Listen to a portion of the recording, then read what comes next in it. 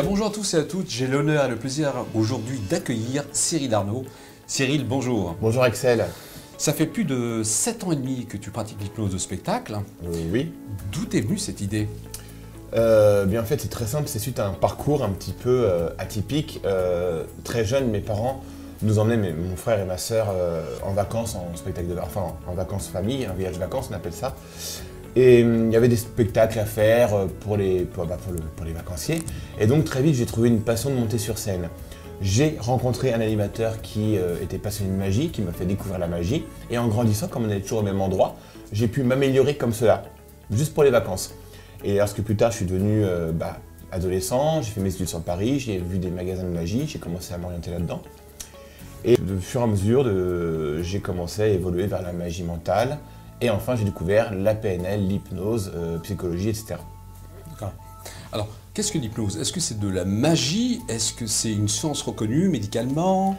Alors, c'est une science, elle n'est pas encore vraiment reconnue partout, hélas, mais je pense que c'est en bonne voie de développement.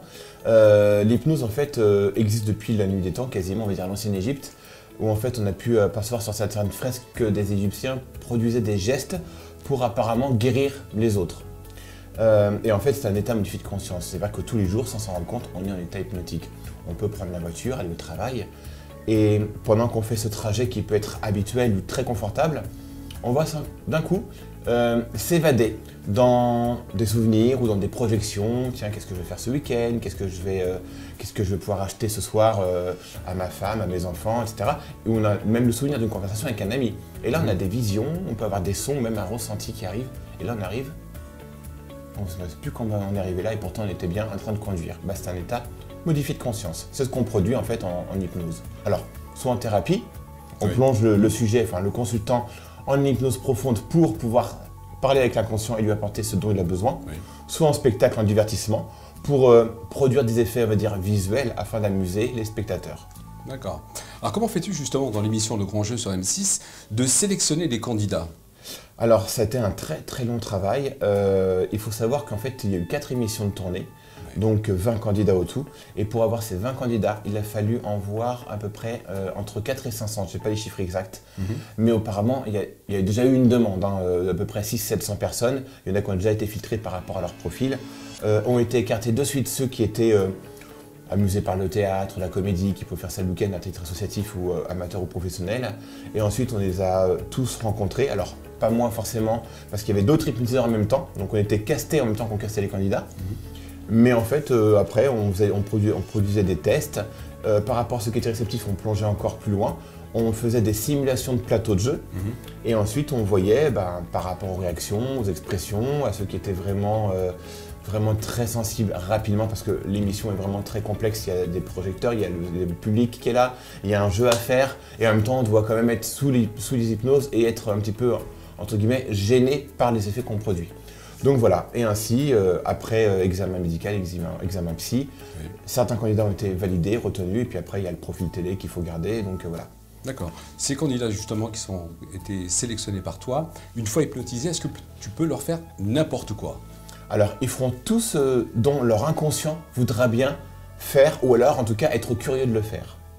C'est-à-dire que même en spectacle, ou en show télé, ou en soirée entre amis, on peut toujours suggérer ce que l'on veut au sujet. Cependant, si à un moment donné, lui, il va être gêné ou il ne sera pas curieux de voir ce qui va se passer, il ne le fera pas. Moi, ça m'arrive de temps en temps sur des tableaux souvent liés à la danse. Tout le monde n'aime pas danser et les gens peuvent très bien faire des choses incroyables avant. La danse arrive, ils sont bloqués sur leur fauteuil, limite ils sortent de l'hypnose. Qu'est-ce qui vous arrive? Vous n'aimez pas danser, j'imagine? Ah non, du tout. Très bien. Alors là, à nous de trouver la phrase pour leur donner soit l'envie et la curiosité de le faire. Souvent, ils veulent être juste entre amis dans un petit lieu fermé. Ou alors, on les rendort et on leur fait vivre autre chose agréable pour eux. Agréable, donc ça reste quand même dans un concept spectacle, tout à fait, où on s'amuse. Exactement. Voilà. Est-ce qu'on peut dire justement que l'hypnose est quelque chose de manipulatoire? Est-ce que c'est quelque chose qu'on manipule justement les gens? Alors, je pense que d'un point de vue extérieur, on peut croire que l'on manipule le sujet ou le consultant. Or, il n'y a qu'une personne qui peut le dire, c'est le sujet ou le consultant lui-même. Moi, je sais qu'à l'issue de chaque spectacle, où à l'issue de chaque thérapie, j'ai jamais une personne qui m'a dit vous m'avez manipulé. Au contraire, la personne m'a toujours dit vous m'avez fait découvrir quelque chose que je n'osais pas imaginer faire ou penser ou voir. Alors bien sûr, on claque des doigts, on dit un mot, la personne elle s'endort et puis elle se met à danser, elle se met à rire, elle se met à penser qu'elle boit une boisson alors que c'est tout autre chose. Mais c'est simplement qu'un guide en fait. On propose de vivre des choses. Bien sûr, avec les techniques hypnotiques, on les fait vivre de telle manière que la personne a vraiment l'impression de les faire. Mais c'est toujours dans une bonne éthique et dans un bon état d'esprit. Après, je pense que si un jour quelqu'un avait une mauvaise idée, la personne de toute manière, au bout d'un moment, elle en sort. C'est comme un fusible en un fusible en nous. D'accord. Alors comment tu fais justement pour te connecter justement au sujet et puis le transformer sous forme de transe, on peut dire transe certainement. Oui, on peut dire transe maintenant. Après, c'est vrai que moi, ce mot, je l'aime pas vraiment. Mais moi, je garde le terme état modifié ou état hypnotique, c'est très bien. Alors, en spectacle, on propose des tests au sujet. Alors, non pas pour savoir qui est réceptif. Tout le monde est réceptif à l'hypnose. À partir du moment où on n'est pas sous l'effet de l'alcool ou de la drogue ou qu'on ait une maladie mentale. Mais en fait, on propose des tests. Et c'est ni plus ni moins pour sélectionner les personnes qui sont là maintenant, les plus réceptives, les plus sensibles et surtout les plus expressives. Une personne qui tombe en état d'hypnose sur scène mais qui ne vit rien, qui ne produit rien, ça va pas être intéressant et pour elle et pour le spectateur. Donc c'est à ça que ça sert les tests. Ensuite on peut affiner pour avoir un panel de spectateurs sur scène. Alors soit on veut avoir le maximum de spectateurs sur scène et on fait quelques tests. Moi j'ai plutôt un tableau où j'en veux un minimum pour aller plus loin dans les effets et créer une histoire. Donc là j'ai 3 tests à faire. D'accord. Et après, ce qui n'empêche pas de faire plus tard un autre test pour jouer encore avec le public en fin de spectacle. Alors justement, jouer avec le public, est-ce que tu te donnes les limites sur scène avec ces sujets? On peut dire sujets ou... Oui, moi la limite, je pense que moi le spectacle est écrit, donc je sais ce que je vais leur faire. Maintenant, si c'est de l'improvisation, je n'irai jamais au-delà de ce que je pense, ou ce que je perçois en tout cas, ce que la personne voudrait vivre. C'est-à-dire que j'irai pas, si je n'ai pas pris d'informations avant, lui faire vivre quelque chose qui a un lien avec l'enfance, avec un vertige, avec même une autre qui pourrait être l'impression, je n'ai pas inventé un animal, même si c'est un chat ou un chien, si la personne elle est allergique à cet animal-là, on ne va pas s'en amuser. Donc on évite. Sauf si on a l'information avant, qu'on sait que tout va aller bien, donc dans ce cas-là, oui. Alors toi, Cyril, est-ce que tu es réceptif à l'hypnose? Alors, je pense que comme tout le monde, je suis réceptif. Maintenant, je ne suis jamais tombé en état hypnotique. Alors, quand j'ai suivi des formations, je me suis bien sûr prêté au jeu, parce que c'est important de savoir comment les personnes se sentent lorsqu'elles sont en état d'hypnose, et c'est là qu'on comprend beaucoup de choses. Mais non, je n'ai jamais été en état hypnotique. Après, c'est vrai que j'ai très vite appris les codes, que ce soit en ericksonienne, que ce soit en classique, en rapide, éventuellement aussi en instantané, mais je vois les choses venir, je les entends, je connais les constructions. Je pense qu'un jour, peut-être que je rencontrerai j'espère même, un hypnotiseur, un hypnothérapeute qui connaît d'autres codes que les miens et qui pourrait peut-être me prendre par surprise et me faire tomber dans cet état. Tout à fait. Alors tu as parlé de formation justement. Est-ce qu'il y a des écoles pour se former à l'hypnose? Oui, il y a beaucoup d'écoles. Des écoles, des instituts. Je voudrais éviter de jouer la concurrence, donc je ne vais pas dire de nom volontairement. Mais c'est très important de savoir qu'il y a beaucoup d'écoles et beaucoup d'instituts depuis quelques années qui se sont développés, dans toutes les régions de France d'ailleurs.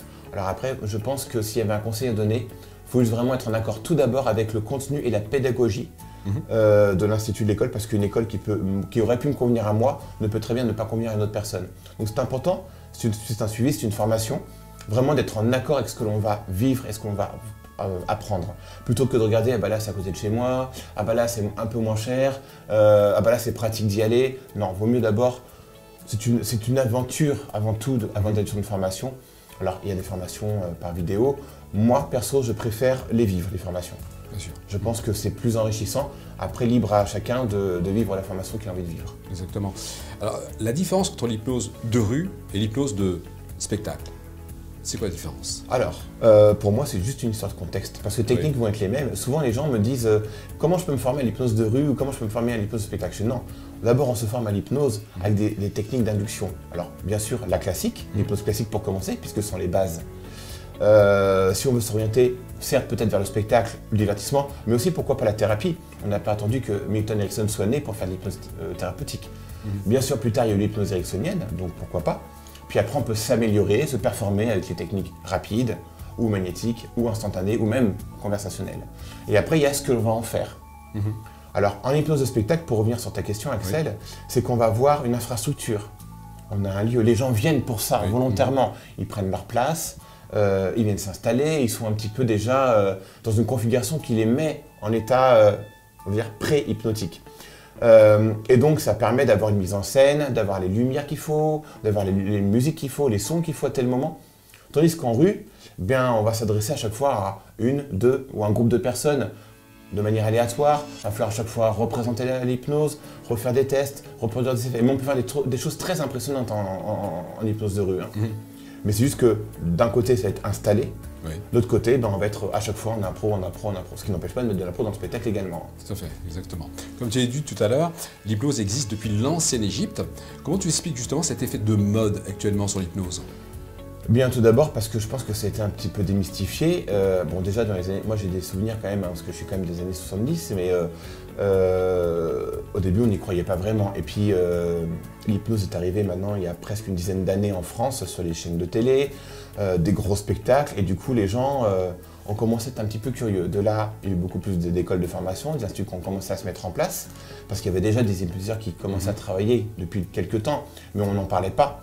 Maintenant, on a commencé à en parler. Comme on commence à en parler, bah, du coup, les gens s'intéressent. Et puis, ah tiens, il y a des écoles où on peut apprendre à cliquer des doigts et endormir les gens. Mais c'est super, je veux faire ça avec tout le monde, je veux faire ça avec mon banquier, je veux faire ça avec ma voisine, je veux faire ça avec ma femme, je veux faire ça avec... Enfin, voilà. Donc, et puis après, évidemment, on apprend que il y a quelque chose à avoir en soi d'abord. On peut tous faire de la guitare, on peut tous faire de la musique, mais c'est pas parce qu'on va acheter une guitare qu'on va prendre 3 cours qu'on va devenir une star. Non, il faut avoir un truc en soi pour arriver à un certain niveau, je pense. Et bien l'hypnose c'est pareil. Oui, il y a des techniques pour devenir hypnotiseur, mais c'est pas non plus ouvert à tout le monde. Comme moi, je ne pourrais pas faire boulanger parce que je ne peux pas me lever à 3h du matin, c'est inconcevable. Mais voilà. Donc, pour en revenir à cette question-là, qui était d'abord... Justement, en fait, cet effet de mode par rapport à Oui, l'effet de mode. Oui, il y a un effet de mode. Maintenant, je pense que...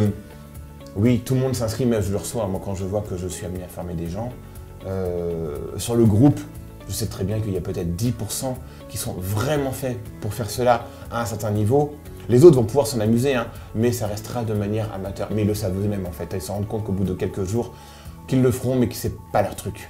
D'accord. Alors quand tu dis qu'en fait, il y a des sujets qui le feront, est-ce que tu penses qu'il y a une certaine part de don intérieur pour pouvoir faire de l'hypnose de spectacle? Alors, j'aime pas le mot don, parce que ça veut dire que certaines personnes peuvent faire des choses et pas d'autres. Je préfère le mot prédisposition. D'accord. Et comme je le disais tout à l'heure, je pense qu'on a tous des prédispositions à faire tout ce qu'on veut dans la vie.